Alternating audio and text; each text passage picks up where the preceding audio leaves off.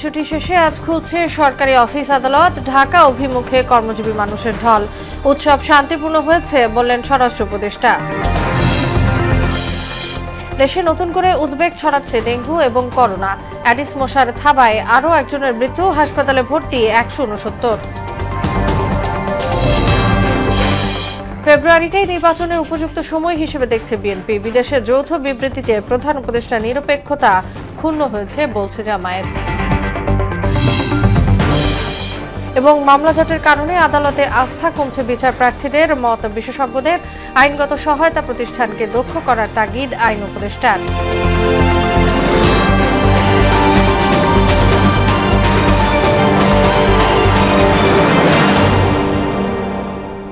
আসসালামু আলাইকুম, সবাইকে মোহনা সংবাদে স্বাগত। শুনছিলেন শিরোনাম, সঙ্গে আছি তাসনুবা বিনতে তাহের। এবার বিস্তারিত। পবিত্র ঈদুল আজহা উপলক্ষে টানা 10 দিনের ছুটি শেষে আজ খুলছে সরকারি অফিস আদালত এবং ব্যাংক, বিমা সহ অন্যান্য আর্থিক প্রতিষ্ঠান। ঈদে সরকারি ছুটি শুরু হয় 5 জুন, শনিবার শেষ হয় সেই ছুটি। যদিও বেসরকারি অনেক প্রতিষ্ঠান 3-4 দিন আগে থেকেই চালু হয়েছে। সব অফিস আদালত শুরু হওয়ার কারণে ইতোমধ্যেই চাঞ্চল্য ফিরেছে রাজধানীর সড়কে। এদিকে ছুটির শেষ দিনে নানা পথে রাজধানীতে ফিরেছেন কর্মজীবী মানুষ। সদরঘাট টার্মিনালে আসা প্রতিটি লঞ্চই ছিল যাত্রীতে পরিপূর্ণ। সড়ক ও রেলপথের চিত্র একই রকম, প্রতিটি বাস ও ট্রেনেই গাদাগাদি ভিড়। যমুনা সেতু এলাকা ছাড়া সব মহাসড়কেই যাত্রা ছিল স্বস্তির। মুনতাসির মামুনের প্রতিবেদন। 2 লঞ্চের লোক 1 লঞ্চে লইছে ভাই, মানুষ দেখছেন। ভোরের আলো ফোটার আগেই একে একে লঞ্চ ভিড়ছে ঢাকা সদরঘাটে। নারীর টানে গ্রামে যাওয়া মানুষ সদল বলে ফিরছেন কর্মস্থলে। ফাঁকা ঢাকা আবারও যেন প্রাণ ফিরে পাচ্ছে তাদের পদভারে। যেখানে লঞ্চ লাগে 2টা, সেখানে হয়তো একটা আসছে। লঞ্চে অনেক যাত্রী ভিড় ছিল, যেমন আমরা কেবিনে আসছি, কেবিন থেকে যে একটু ওয়াশরুমে যাবো এরকম যাওয়ার মতো সুযোগ ছিল না। আলো কিন্তু অনেক ভোগান্তি। 600 টাকা দিয়ে টিকিট কেটে আসতে হয়েছে, তারপর অতিরিক্ত যাত্রী লঞ্চের ভিতরে অনেকবার হাতাহাতি হয়েছে। ঢাকা রেলওয়ে স্টেশনেও দেখা গেছে একই চিত্র। বগির ভেতর থেকে শুরু করে ট্রেনের ছাদ যাত্রীদের ভিড়ে ঠাসা। টিকিট কাটে আমরা সিট পাই নাই, সাদা আসছি। জ্যাম যুদ্ধ করে আবার উঠতে হয়েছে ভাই, জ্যাম ছিল ভাই, প্রচুর জ্যাম। ভালোই লাগছে, ঈদ করে আসলাম। হাঁটার যে জায়গাটা, সেই জায়গাটা পুরোটা মানুষ দিয়ে ভর্তি। সড়ক পথেও এবার ফিরতি যাত্রা বেশ স্বস্তিদায়ক, তবে খানিকটা ভোগান্তি ছিল যমুনা সেতুর 2 প্রান্তে। শনিবার সকাল থেকে সেতু পশ্চিম সংযোগ মহাসড়কে নলাকা এবং টাঙ্গাইলে এলেঙ্গা পর্যন্ত দীর্ঘ যানজট সৃষ্টি হয়, তবে বেলা বাড়ার সঙ্গে সঙ্গে তা কমে আসে। ঈদ আনন্দ শেষে কর্মজীবীরা ফিরে আসার চিরচেনা রূপে ফিরেছে রাজধানী ঢাকা।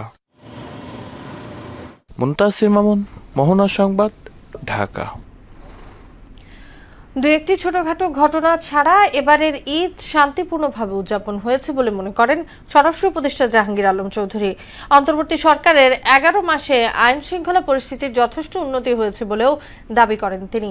শনিবার সকালে রাজধানীতে আর্মড পুলিশ ব্যাটালিয়নের সদর দপ্তর পরিদর্শন শেষে সাংবাদিকদের এসব কথা বলেন স্বরাষ্ট্র উপদেষ্টা। মাঠ পর্যায়ের পুলিশের কাছে রাইফেলের মতো অস্ত্র থাকলেও ভারী মারণাস্ত্র থাকবে না বলেও জানান তিনি। বলেন, আর্মড পুলিশ ব্যাটালিয়নের মতো বিশেষায়িত ইউনিটের কাছে থাকবে ভারী অস্ত্র। মারণাস্ত্র বলতে হলে ওটা বুঝাইছি, বড় ধরনের অস্ত্র থাকবে না, তার কাছে তো রাইফেল থাকবেই। এখন তো মরণাস্ত্র বলতে দিয়ে আপনি তো ওই কি বলে একটা চাকু, তো মরণাস্ত্র, ওটা দিয়ে তো মানুষ খুঁজে ভালো না। আইন শৃঙ্খলা অনেক উন্নতি হয়েছে, তবু আছে, এটা তো একটা কোনো লিমিট নাই। এটা যতই উন্নতি হবে আরও উন্নতি হইতে থাকবে। ছোটোখাটো দিয়ে একটা ঘটনা যে ঘটে নাই তা না, দিয়ে একটা চুরি ছুরি হয়েছে, দিয়ে একটা চিন্তাই হয়েছে, বাট বড় ধরনের কোনো সমস্যা হয়নি। দেশে নতুন করে উদ্বেগ ছড়াচ্ছে ডেঙ্গু এবং করোনা সংক্রমণ বেড়ে যাওয়ায় স্বাস্থ্য অধিদপ্তর জারি করা 11 দফার নির্দেশনা মানা হচ্ছে না। এর চেয়েও বড় বাস্তবতা হচ্ছে অধিকাংশ মানুষ জানেই না যে দেশে আবারও করোনার প্রাদুর্ভাব শুরু হয়েছে। গত 4 জুন রাজধানীতে করোনা আক্রান্ত হয়ে 1 এবং 13 জুন মারা যান আরও 2 জন। আক্রান্তের সংখ্যা বাড়তে থাকায় গত 11 জুন 11টি নির্দেশনা জারি করে স্বাস্থ্য অধিদপ্তর। এদিকে ডেঙ্গু আক্রান্ত হয়ে গেল 24 ঘন্টায় 1 জনের মৃত্যু হয়েছে। হাসপাতালে নতুন ভর্তি হয়েছে 169 জন। এক প্রতিবেদনে স্বাস্থ্য অধিদপ্তর জানায়, এ নিয়ে চলতি বছর ডেঙ্গুতে মোট 29 জনের মৃত্যু হয়েছে।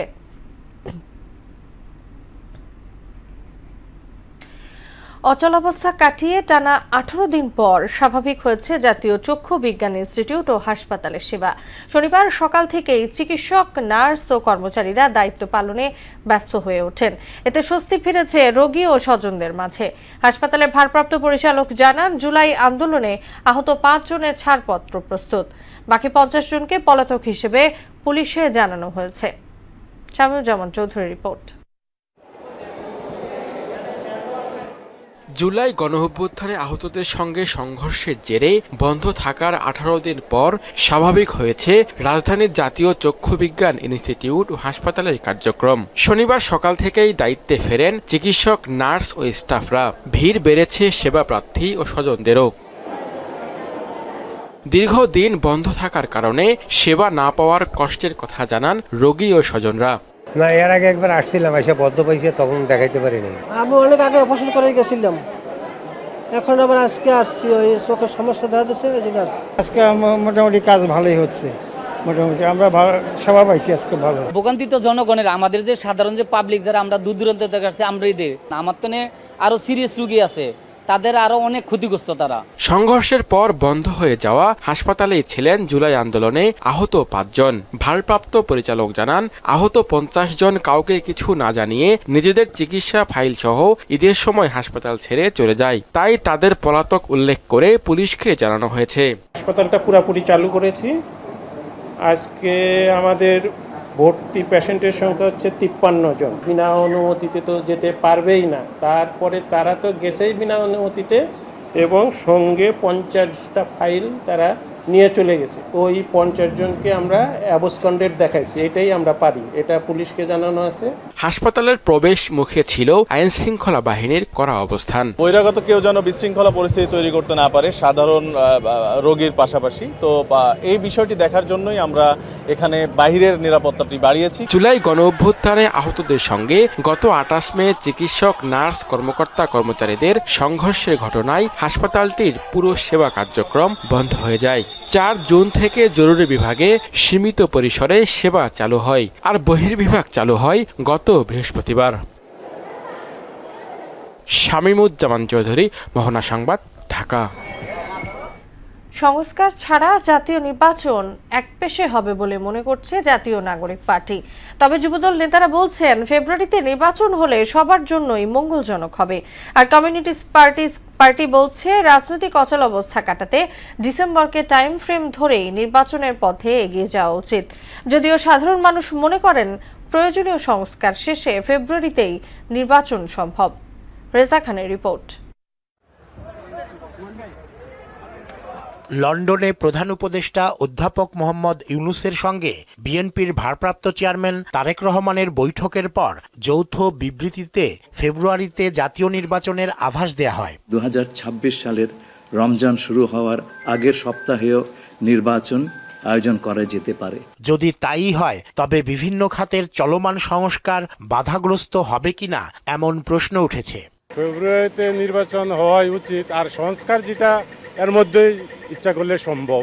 বর্তমানে সব জায়গায় ক্যাচাল, এই ক্যাচালের ভিতরে নির্বাচন যদি দেয়, তাহলে ভাই সুষ্ঠুভাবে নির্বাচন হবে না ভাই। যে সংস্কার যেটা করতে চাচ্ছে, তাতে যতটুকু সময় লাগে ততটুকু সময় দেওয়া উচিত। জাতীয় নাগরিক পার্টির কেন্দ্রীয় সংগঠক আসাদ বিন রনির মতে, দেশের বর্তমান পরিস্থিতিতে নির্বাচন হলে তা নির্দিষ্ট একটি দলের পক্ষে যাবে, আর সংস্কারের দাবি বাস্তবায়ন না হলে রাজনৈতিক কর্মসূচির পথে হাঁটবে এনসিপি। নুরুল হক নূরের সেই পটুয়াখালীতে তাকে কিভাবে অবরুদ্ধ করে রেখেছে বিএনপির কেন্দ্রীয় কমিটির সদস্য। তো আপনি এই পরিস্থিতিতে যদি নির্বাচনের কথা বলেন, তাহলে আলটিমেটলি আপনি নির্বাচন কিছু করতে পারবেন না, আপনি একপাক্ষিক একটা নির্বাচন হবে। তবে তরুণদের নিয়ে গঠিত দলটির দাবির সঙ্গে দ্বিমত পোষণ করেছেন যুবদল নেতারা। এরা বলে যে গতকালকে ডক্টর ইউনূস সাহেব যে বৈঠক করেছেন, এটা জনগণের সাথে বিক্রি করা হয়েছে। এটা জনগণের এই যে জুলাই আগস্টে যারা হত্যা হয়েছে, তাদের রক্তের সাথে বেইমানি করা হয়েছে। কিভাবে হলো? যে আলোচনা হয়েছে ডক্টর ইউনূস সাহেবের সাথে আমাদের বিএনপি ভারপ্রাপ্ত চেয়ারম্যান জনাব তারেক রহমানের, আমি মনে করি এটা 18 কোটি মানুষের সুফল বয়ে আনবে। এদিকে সংস্কার ও গণহত্যার বিচার প্রক্রিয়ার মধ্যেই ডিসেম্বরে নির্বাচন সম্ভব বলে মনে করেন বাংলাদেশ কমিউনিস্ট পার্টির সাধারণ সম্পাদক রুহিন হোসেন প্রিন্স। সুষ্ঠু, অবাধ, গ্রহণযোগ্য নির্বাচনের জন্য যা যা সংস্কার করা দরকার এইটা করা, এবং নির্বাচন দরকার। আমরা এটা পরিষ্কার ভাষায় বলেছি যে আমরা অঙ্কে দেখি, রাজনীতির অঙ্কে এই কাজগুলো খুবই করা সম্ভব ডিসেম্বরের মধ্যে। নির্বাচনের আগে অন্তর্বর্তী সরকারকে নিরপেক্ষতার প্রমাণও দিতে হবে বলে মনে করেন তিনি। এই যুক্ত বিবৃতি কিন্তু যদি কিন্তু আছে, সুতরাং এই বিবৃতি এখনো পর্যন্ত আমাদের কাছে স্পষ্ট না। রেজা খান, মোহনা সংবাদ, ঢাকা। ফেব্রুয়ারি মাসকেই জাতীয় নির্বাচনের জন্য উপযুক্ত সময় বললেন বিএনপির সিনিয়র যুগ্ম মহাসচিব রুহুল কবির রিজভী। আর দলটির ভাইস চেয়ারম্যান শামসুজ্জামান দুদু বলেন, জুলাই গণঅভ্যুত্থানের পূর্ণতা আসবে গণতন্ত্র পুনরুদ্ধারের মাধ্যমে। শনিবার গাজীপুর ও ঢাকায় পৃথক অনুষ্ঠানে এসব কথা বলেন তারা। বিস্তারিত জানাচ্ছেন আফরিন পপি। শনিবার বিকেলে গাজীপুরের ভবানীপুরে বিএনপির নতুন সদস্য সংগ্রহের ফর্ম বিতরণ এবং নবায়ন অনুষ্ঠানে রুহুল কবির রিজভী বলেন, এপ্রিলে নির্বাচন আয়োজনে অনেক প্রতিবন্ধকতা রয়েছে, তাই ফেব্রুয়ারি মাসই জাতীয় নির্বাচনের উপযুক্ত সময়। আপনি কখন প্রচারণা চালাবেন, কখন আইনি প্রক্রিয়া হবে, কখন নমিনেশনটি জমা দেবে, কখন প্রচার চালাবে, কিভাবে প্রচার চালাবে, সারাদিন রোজা রেখে কি করে এপ্রিল মাসের মধ্যে নির্বাচন হওয়া সম্ভব? তো এর মধ্যে তো কোনো রমজান নাই, কোরবানি ঈদ নাই, অন্যান্য ঈদ নাই, রোজা নাই, কিছু নাই। নির্বাচন কমিশন যদি এই তারিখ ঘোষণা করে, তাহলে এর চাইতে উপযুক্ত সময় কি এপ্রিল মাস? তারেক রহমানের সঙ্গে প্রধান উপদেষ্টার সাক্ষাৎ এক শ্রেণীর মানুষের সহ্য হচ্ছে না বলেও মন্তব্য করেন রিজভী। ডক্টর মোহাম্মদ ইউনূস যারা তারেক রহমানের এই বৈঠক কেন জানি মনে হচ্ছে অনেকের মনে জ্বালা হয়ে গেছে। এদিকে জাতীয় প্রেস ক্লাবে নির্বাচন এবং জাতীয় ঐক্য নিয়ে আলোচনা সভায় বিএনপির ভাইস চেয়ারম্যান শামসুজ্জামান দুদু বলেন, জুলাই গণ অভ্যুত্থানের পূর্ণতা আসবে গণতন্ত্র পুনরুদ্ধারের মাধ্যমে। প্রধান উপদেষ্টা এবং তারেক রহমানের বৈঠক গণতান্ত্রিক আন্দোলনকে উচ্চমাত্রায় নিয়ে গেছে বলেও অভিমত তার। এমন একটা স্তরে নিয়ে গেছে যেটি বাংলাদেশের স্বস্তি ফিরিয়ে এনেছে, বাংলাদেশের গণতান্ত্রিক আন্দোলনের শক্তিকে উৎসাহিত করেছে। গত জুলাই আগস্টের গণঅভ্যুত্থানের পূর্ণতা আসবে গণতন্ত্র প্রতিষ্ঠিত হলে। ফ্যাসিবাদের পতন হয়েছে এটা যেমন নিশ্চিত, গণতন্ত্র প্রতিষ্ঠা করার অন্যতম লক্ষ্য হচ্ছে একটি নির্বাচিত সরকার। জাতীয় স্বার্থে দেশে একটি অবাধ সুষ্ঠু নির্বাচন জরুরি বলেও জানান শামসুজ্জামান দুদু। গণমানুষকে ভোটাধিকার ফিরিয়ে দেওয়া, কিন্তু নির্বাচন চাই না এমন কোন রাজনৈতিক দল বাংলাদেশে বর্তমানে নাই। আফরিন পপি, মোহনা সংবাদ। লিখিত বিএনপির ভারপ্রাপ্ত চেয়ারম্যানের সঙ্গে বৈঠক করে যৌথ বিবৃতি দিয়ে প্রধান উপদেষ্টা প্রফেসর ইউনূস একটি দলের প্রতি বিশেষ অনুরাগ প্রকাশ করেছেন বলে অভিযোগ করেছে জামায়াতে ইসলামী। এতে প্রধান উপদেষ্টার নিরপেক্ষতা ক্ষুণ্ণ হয়েছে বলেও মনে করে দলটি। এ বিষয়ে জামায়াতে ইসলামীর কেন্দ্রীয় প্রচার ও মিডিয়া বিভাগের পক্ষ থেকে শনিবার একটি বিবৃতি দেওয়া হয়েছে। এতে বলা হয়, একটি দলের সঙ্গে বৈঠকের পর যৌথ ব্রিফিং করায় আগামী নির্বাচন অবাধ, সুষ্ঠু ও গ্রহণযোগ্য হওয়ার বিষয়ে জনগণের মধ্যে শঙ্কা তৈরি হয়েছে। দেশে ফিরে অন্যান্য রাজনৈতিক দলের সঙ্গে আলোচনার পর প্রধান উপদেষ্টার এ বিষয়ে সিদ্ধান্ত জানানো উচিত ছিল বলে বিবৃতিতে জানায় জামায়াতে ইসলামী।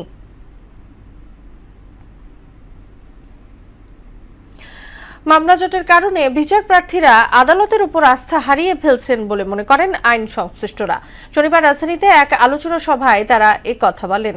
আইন উপদেষ্টা আসিফ নজরুলের মতে, সরকারি আইনগত সহায়তা প্রতিষ্ঠানকে দক্ষ করে গড়ে তোলা গেলে বছরে 1 থেকে 2 লাখ মামলা নিষ্পত্তি করা সম্ভব।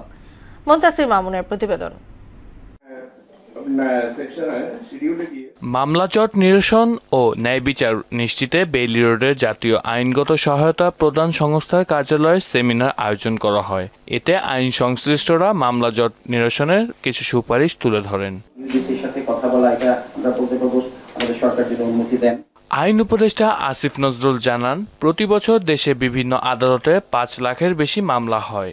এর মধ্যে সম্পূর্ণ নিষ্পত্তি হয় 34,000। তবে সরকারি আইনগত সহায়তা প্রতিষ্ঠানকে দক্ষ করে গড়ে তোলা গেলে বছরে 1 থেকে 2 লাখ মামলা নিষ্পত্তি করা সম্ভব। মন্ত্রণালয়ের পক্ষ থেকে আমরা 3টা টার্গেট করেছি সংস্কার কার্যক্রমের ব্যাপারে।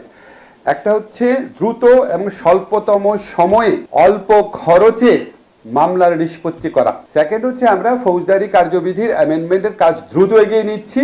আমাদের যে থার্ড লক্ষ্য সেটা হচ্ছে মামলার অভিশাপ থেকে মানুষকে মুক্তি দেওয়া। জেলা আদালত ভবন ও প্রযুক্তিগত সংকট সমাধানের উদ্যোগ নেওয়া হচ্ছে বলেও জানান তিনি। আমাদের যদি কোনো জায়গায় লিগ্যাল এইড দিতে গিয়ে যদি আমাদের সমস্যা হয়, ভবন স্থান সংকুলন হচ্ছে না, আমরা ব্র্যাকের কাছে যাব, ব্লাস্টের কাছে যাব, প্রশিকার কাছে যাব, আপনাদের সাথে এমনি করবো যে ভাই আপনি সপ্তাহে 2টা দিন আপনার বিল্ডিংটা যে ছুটির দিনটা আছে সেটা আমাকে ইউজ করতে দেন। আমরা এগুলিকে এক্সপ্লোর করি না, আমরা প্রথম এগুলি এক্সপ্লোর করব। দ্রুত ও স্বল্প খরচে মামলা নিষ্পত্তিতে বিচারক সহ আইন পেশায় জড়িতদের সহায়তা কামনা করেন আইন উপদেষ্টা। মামলা স্বল্প খরচে স্বল্প সময় নিষ্পত্তি করছি, সেটার সংখ্যা 35,000, আমরা সেটাকে 1 থেকে 2 লক্ষে নিয়ে যেতে পারবো। মুনতাসির মামুন, মোহনা সংবাদ, ঢাকা। একযুগে ঢাকা টঙ্গী তৃতীয় ও চতুর্থ রেললাইন প্রকল্পের অগ্রগতি মাত্র 38%, অথচ ভারতীয় ঋণে বাস্তবায়নাধীন প্রকল্পটির খরচ দ্বিতীয় দফায় বাড়ানো হয় আরও 3 গুণ। বাড়তি খরচ ও নকশা পরিবর্তন অনুমোদনের জন্য ভারতীয় কর্তৃপক্ষের কাছে করা আবেদনে 19 মাসেও সাড়া পায়নি মন্ত্রণালয়। বিশেষজ্ঞরা বলছেন, এ ধরনের প্রকল্প হাতে নেওয়ার আগে কর্তৃপক্ষের আরও সতর্ক হওয়া উচিত। রেল নিয়ে মাহবুব হাসান রিপনের 3 পর্ব ধারাবাহিক প্রতিবেদনের দ্বিতীয় কিস্তি আজ। মেট্রোর মতো ঢাকার যোগাযোগ ব্যবস্থাকে আমূল পরিবর্তন করে দেওয়ার ক্ষেত্রে ঢাকা টুঙ্গী তৃতীয় ও চতুর্থ লাইন ডুয়েল গেজ নির্মাণ প্রকল্প হাতে নিয়েছিল বাংলাদেশ রেলওয়ে। 800 কোটি টাকার এই প্রকল্পের কাজ থমকে গিয়েছিল 8,000 কোটি টাকার এলিভেটেড এক্সপ্রেসওয়ে নির্মাণ প্রকল্পের কাছে।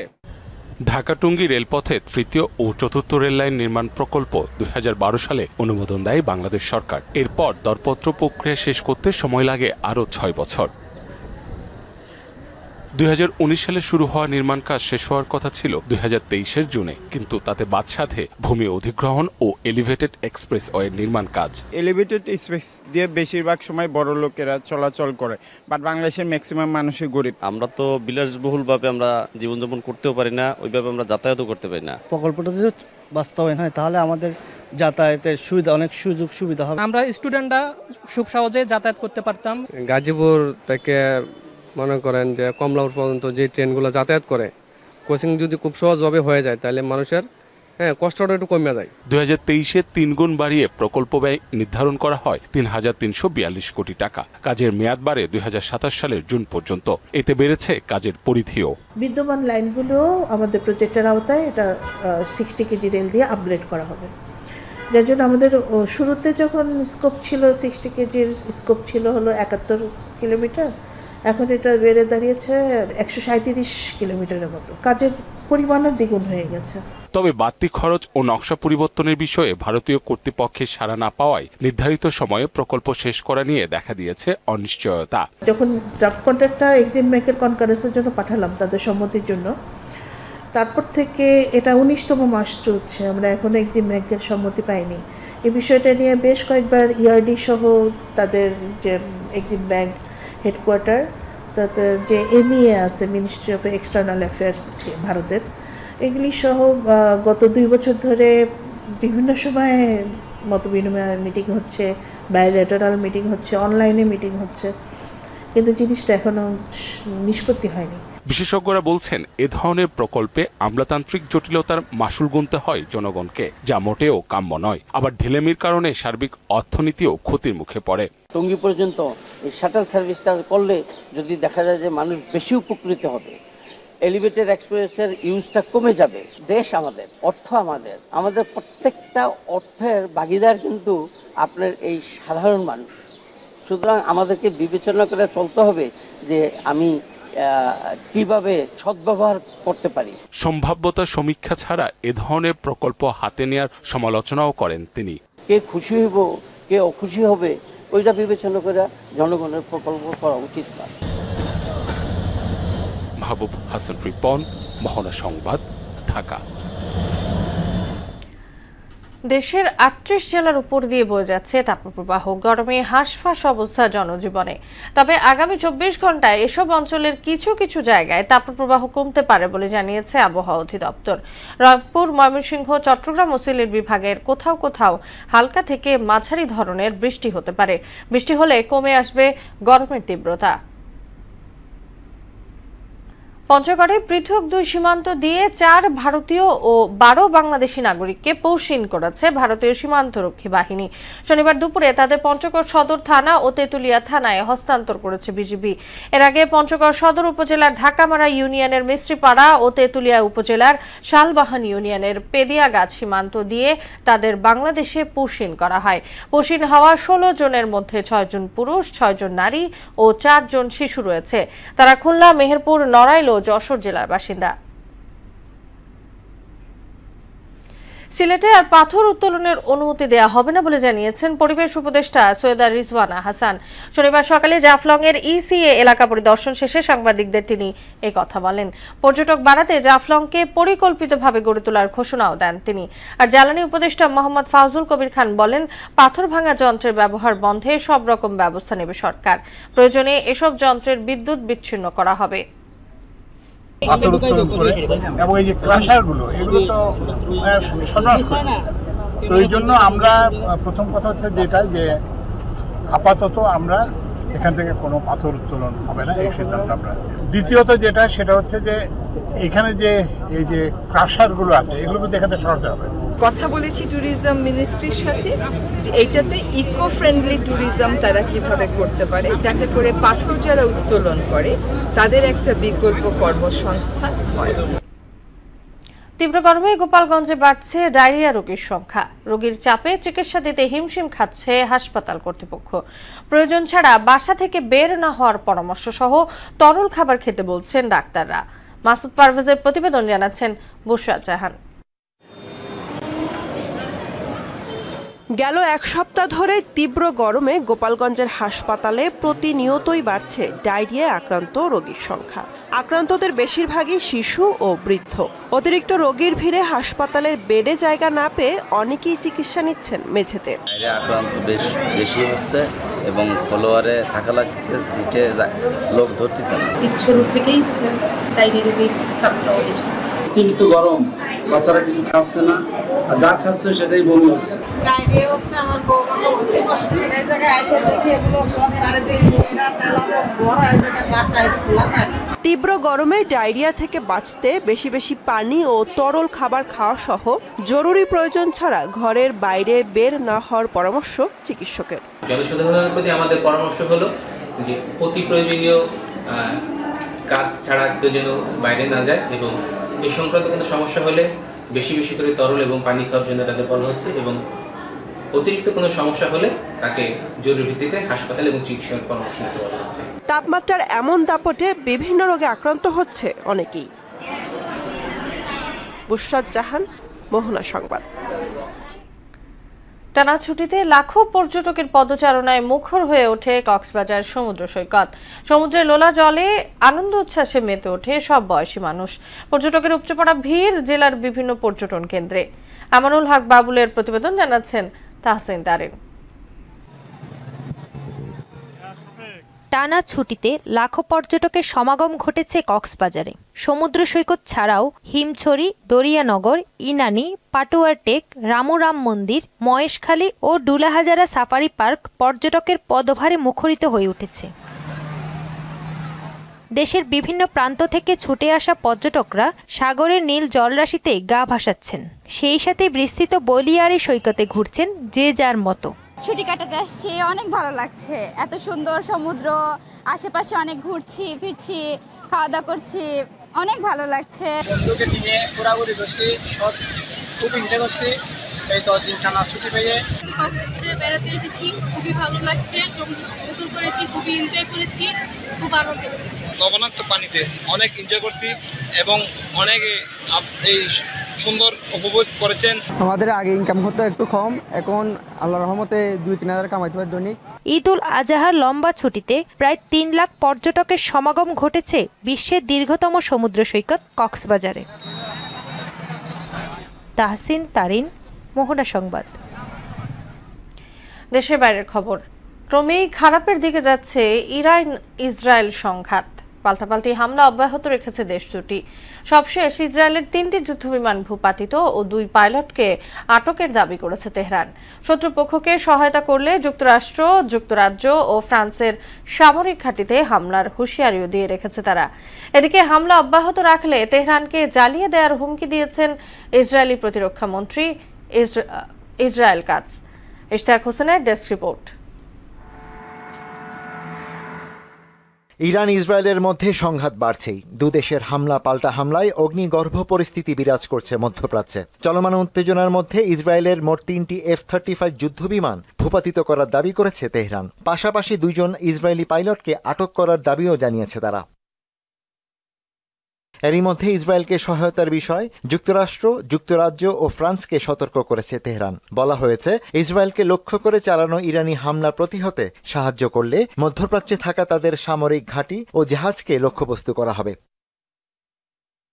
এদিকে ইসরায়েলে ফের হামলা চালালে তেহরানকে জ্বালিয়ে দেওয়ার হুমকি দিয়েছেন ইসরায়েলি প্রতিরক্ষামন্ত্রী ইসরায়েল কাটজ। ইসরায়েলের উপর আঘাত হানলে ইরানকে চড়া মূল্য দিতে হবে বলেও হুঁশিয়ারি দেন তিনি। শনিবার ইসরায়েলি হামলায় আরও 3 ইরানি পরমাণু বিজ্ঞানী নিহত হয়েছেন। এ নিয়ে তেহরানের অন্তত 12 শীর্ষ পারমাণবিক বিজ্ঞানীর মৃত্যু হয়েছে বলে এক প্রতিবেদনে জানায় ইরানি বার্তা সংস্থা তাসনিম। ওদিকে ইসরায়েল ইরান যুদ্ধ পরিস্থিতি নিয়ে জাতিসংঘের নিরাপত্তা পরিষদের জরুরি বৈঠকে বিবাদে জড়িয়েছেন দেশ দুটির প্রতিনিধিরা। বৈঠকে ইসরায়েলের এই আক্রমণকে বর্বর বলে আখ্যা দেয় ইরান। তাদের দাবি, পারমাণবিক চুক্তি নিয়ে আলোচনা নস্যাৎ করতে এই হামলা চালিয়েছে তেল আবিব। অন্যদিকে পারমাণবিক হামলার হুমকি প্রতিহত করতেই পদক্ষেপ নেওয়া হয়েছে বলে দাবি ইসরায়েল প্রতিনিধির।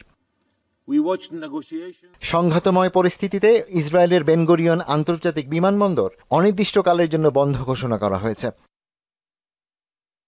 ইরানের ক্ষমতাসীন সরকারকে নিপীড়ক উল্লেখ করে খামেনি প্রশাসনের বিরুদ্ধে দেশটির জনগণকে ঐক্যবদ্ধ হওয়ার আহ্বান জানিয়েছেন ইসরায়েলের প্রধানমন্ত্রী বেনিয়ামিন নেতানিয়াহু। অন্যদিকে ইসরায়েলকে দ্রুত সংঘাত থামানোর আহ্বান জানিয়েছে চীন। ইশতিয়াক হোসেন, মোহনা সংবাদ। ইসরায়েলি বর্বরতায় গাজায় আরো 1.5 শতাধিক ফিলিস্তিনি নিহত হয়েছেন। এতে আহত হয়েছে আরো 2.5 শতাধিক মানুষ। নিহতদের বেশিরভাগই একটি ত্রাণ কেন্দ্রে খাবারের জন্য জড়ো হয়েছিলেন। গেল 19 মাসের তাণ্ডবে উপত্যকাটিতে 55,000 ছাড়িয়েছে প্রাণহানি। এদিকে গাজা থেকে ইসরায়েলের রকেট হামলা চালিয়েছে সশস্ত্র গোষ্ঠী হামাস, যদিও এতে কোনো হতাহতের ঘটনা ঘটেনি। প্রতীক্ষার অবসান ঘটিয়ে অবশেষে নাইটহুডে ভূষিত হলেন ইংল্যান্ডের কিংবদন্তি ফুটবলার ডেভিড বেকহ্যাম। রাজা তৃতীয় চার্লসের জন্মদিন উপলক্ষে ঘোষিত 2025 সালের সম্মাননার তালিকায় যুক্তরাজ্য সরকার তাকে এই মর্যাদাপূর্ণ উপাধিতে ভূষিত করেছে।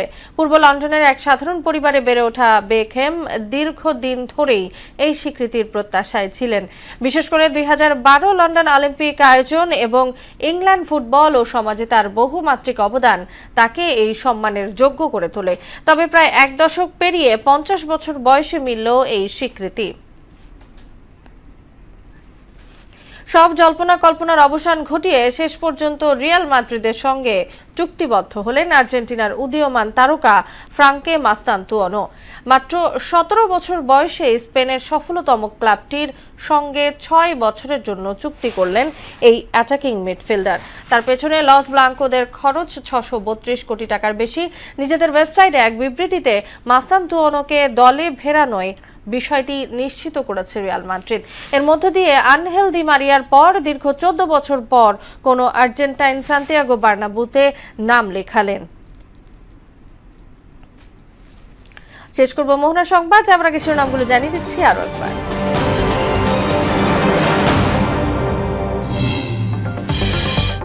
ঈদ ছুটি শেষে আজ খুলছে সরকারি অফিস আদালত। ঢাকা অভিমুখে কর্মজীবী মানুষের ঢল। উৎসব শান্তিপূর্ণ হয়েছে বললেন স্বরাষ্ট্র উপদেষ্টা। দেশে নতুন করে উদ্বেগ ছড়াচ্ছে ডেঙ্গু এবং করোনায়। এডিস মশার থাবায় আরও একজনের মৃত্যু। হাসপাতালে ভর্তি 169। ফেব্রুয়ারিকে নির্বাচনের উপযুক্ত সময় হিসেবে দেখছে বিএনপি। বিদেশে যৌথ বিবৃতিতে প্রধান উপদেষ্টার নিরপেক্ষতা ক্ষুণ্ণ হয়েছে বলছে জামায়াত। এবং মামলা জটের কারণে আদালতে আস্থা কমছে বিচার প্রার্থীদের মত বিশেষজ্ঞদের। আইনগত সহায়তা প্রতিষ্ঠানকে দক্ষ করার তাগিদ আইন উপদেষ্টার। এই ছিল মোহনা সংবাদে। মোহনার সবশেষ খবর জানতে ভিজিট করুন www.mohona.tv। সংবাদ দেখতে পান ফেসবুক ও ইউটিউবেও। এতক্ষণ সঙ্গে থাকার জন্য ধন্যবাদ সবাইকে।